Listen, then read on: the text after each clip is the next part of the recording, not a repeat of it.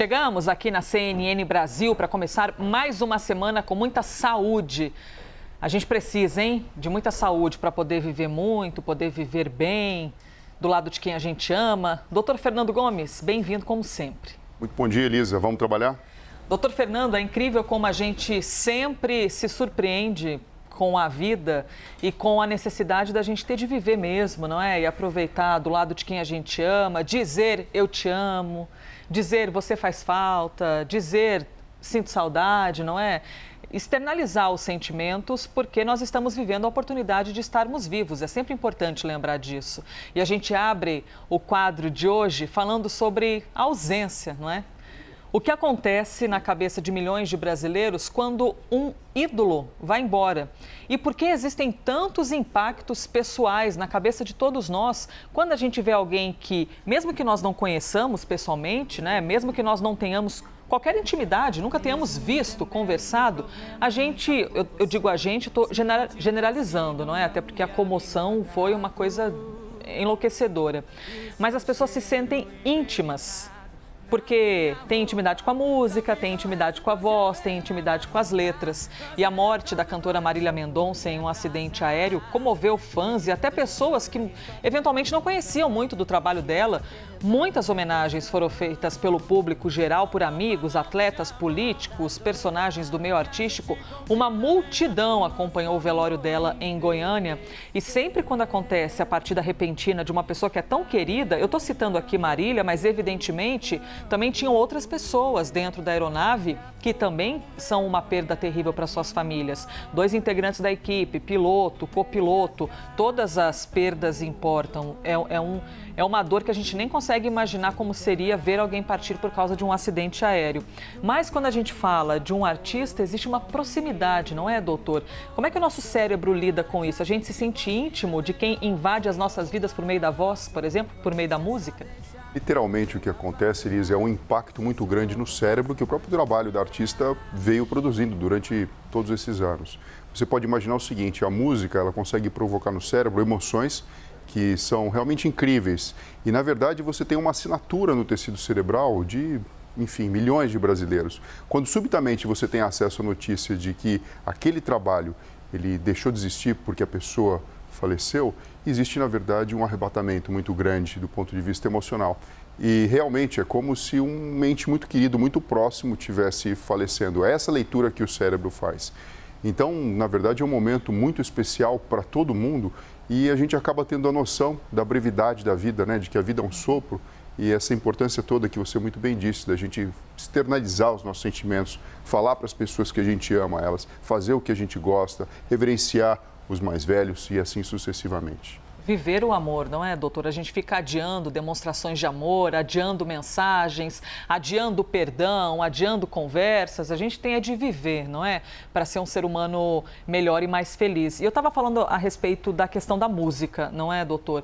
Nós tivemos acontecimentos assim que também geraram comoção. Por exemplo, quando a gente lembra do Leandro, que fazia dupla com o Leonardo, é um exemplo disso.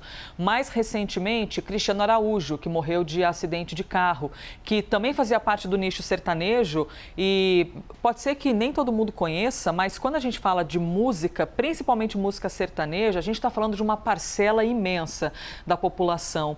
E outros artistas também que vieram a morrer de maneira trágica, né? Essas mortes inesperadas que a gente não imagina.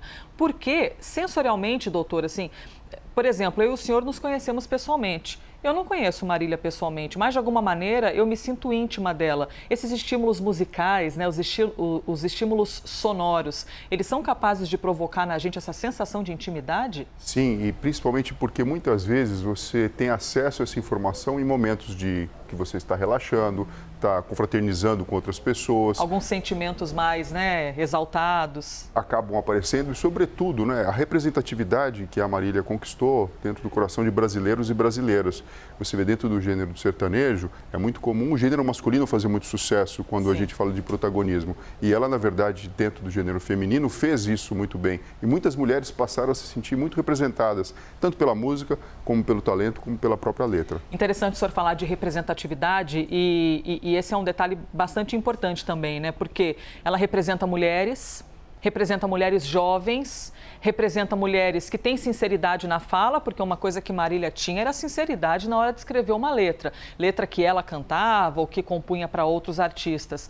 Ela tinha também essa questão da sinceridade, um carisma, uma maneira carismática também de falar sobre as dores. Por que é importante isso, doutor? Que nós tenhamos pessoas que representem a gente mesmo. A gente se vê como um espelho quando a gente olha para uma pessoa e a gente se identifica com ela?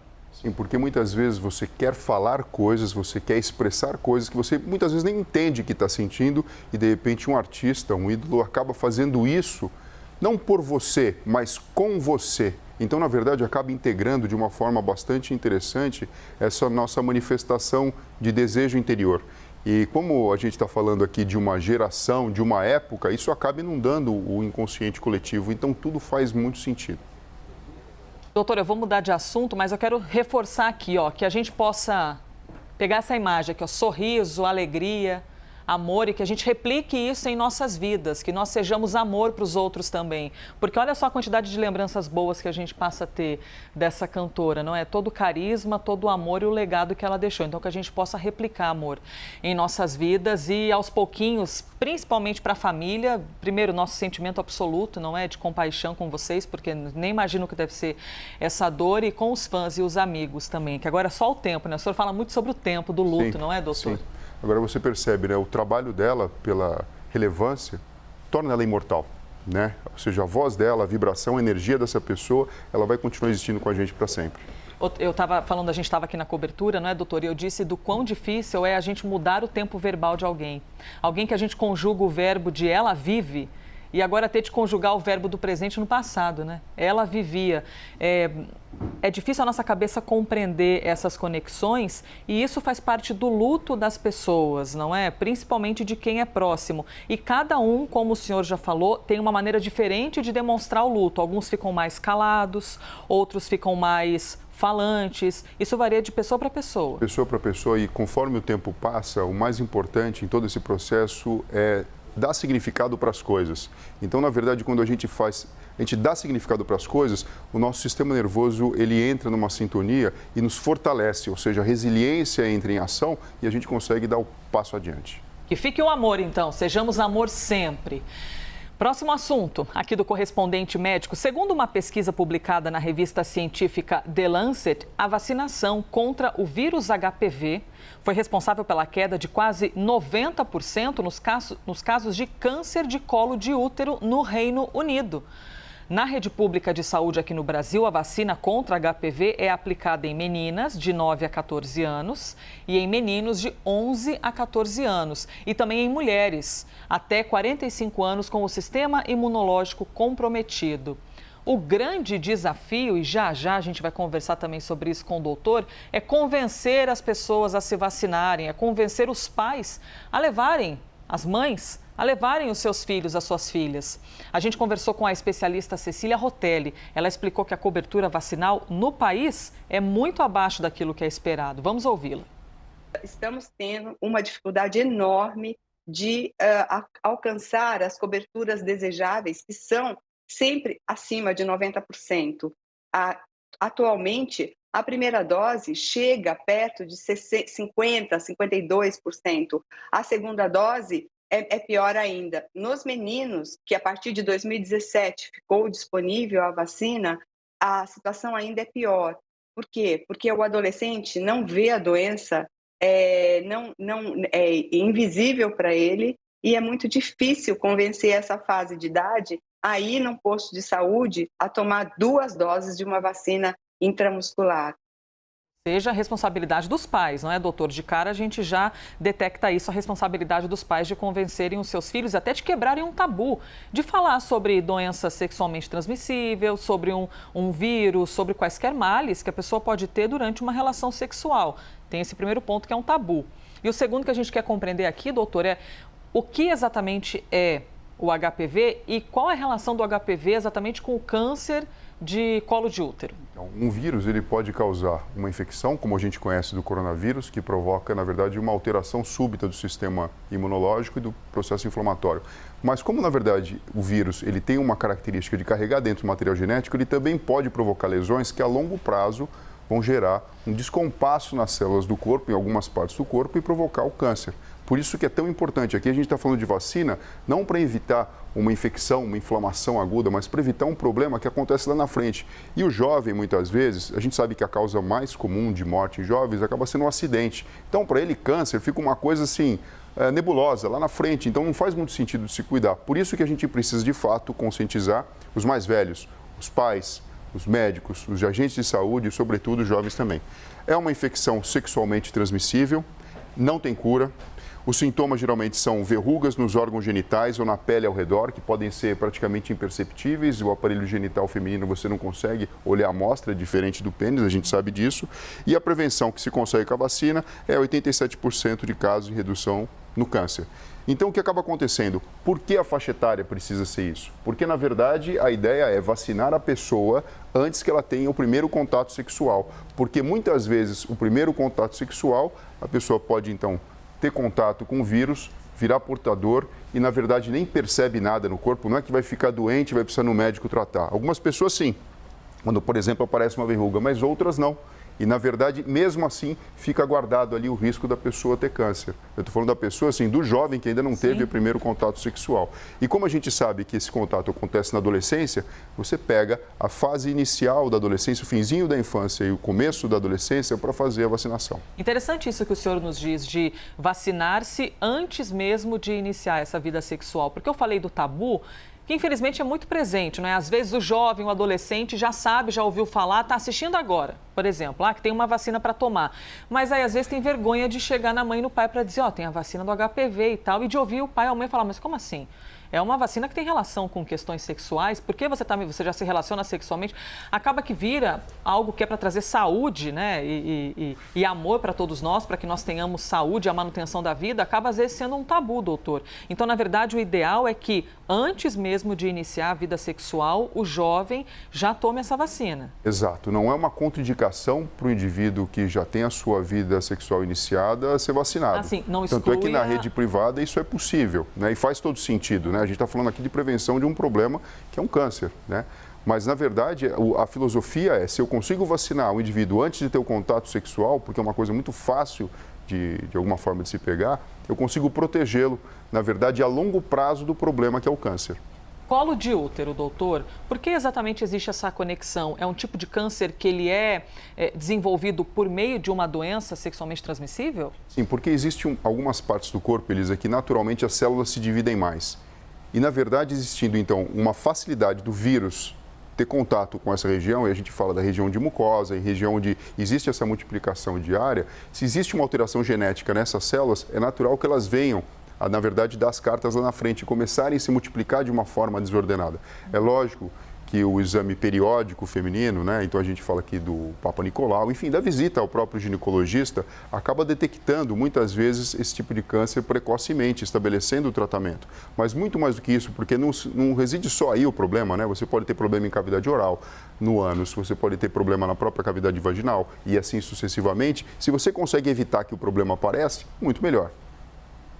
Doutor, até eu quero só trazer aqui um dado para a gente a respeito de câncer do colo do útero, porque aqui no Brasil o câncer que mais mata entre as mulheres é o câncer de mama. Mas tem um levantamento da OPAS, olha só que importante a gente poder dar atenção para esse assunto, dizendo que o câncer do colo do útero é a principal causa de morte entre mulheres na América Latina e também no Caribe. E apesar de ser altamente evitável, como o senhor estava explicando aqui para a gente, a doença mata aproximadamente 35 mil mulheres a cada ano nas Américas. E a maioria, 80% desses casos, ocorre na América Latina e também no Caribe. Então, temos um número alertando e atestando para a necessidade de haver esse cuidado e evitar um mal que é uma consequência, não é, doutor? É um mal secundário que é ocasionado pela transmissão de algum vírus. Exato. Aqui a gente está falando de medicina preventiva. Então, eu imunizo o indivíduo para caso ele tenha contato com o vírus, e muito provavelmente isso venha a acontecer, ele não desenvolva, na verdade, as características histopatológicas de própria alteração do tecido, que mais para frente, na verdade, vão significar a possibilidade do indivíduo ter câncer e que muitas vezes acaba contribuindo para esses números que, enfim, é o que a gente mais quer evitar. Hashtag correspondente médico. Quando você manda a sua pergunta, manda a sua dúvida, você pode vir parar aqui no nosso telão, viu? Nos episódios anteriores, a gente mostrou um estudo coordenado pela USP por uma universidade australiana que mostrou a relação entre mudanças climáticas e o aumento de doenças renais no Brasil. Se você nos acompanha, você viu esse assunto.